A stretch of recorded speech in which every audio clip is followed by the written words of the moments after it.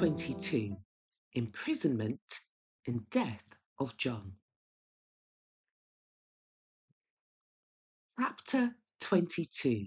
Imprisonment and death of John. This chapter is based on Matthew chapter 11, verses 1 to 11, Matthew chapter 14, verses 1 to 11, Mark chapter 6, verses 17 to 28, and Luke chapter 7, verses 19 to 28. The works of Christ not only declared him to be the Messiah, but showed in what manner his kingdom was to be established.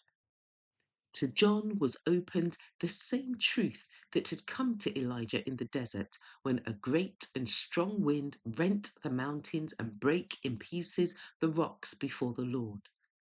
But the Lord was not in the wind, and after the wind an earthquake. But the Lord was not in the earthquake, and after the earthquake a fire. But the Lord was not in the fire, and after the fire God spoke to the prophet by a still small voice. 1 Kings chapter 19, verses 11 and 12.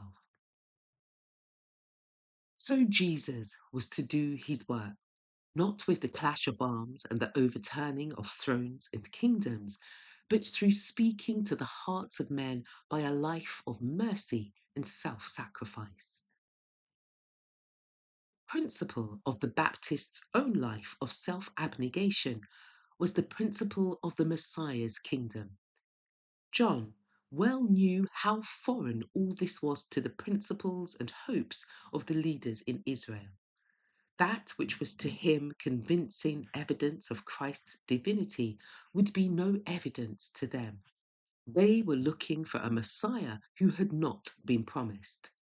John saw that the Saviour's mission could win from them only hatred and condemnation. He, the forerunner, was but drinking in the cup which Christ himself must drain to its dregs. The Saviour's words, "Blessed is he whosoever shall find none occasion of stumbling in me," were a gentle reproof to John. It was not lost upon him.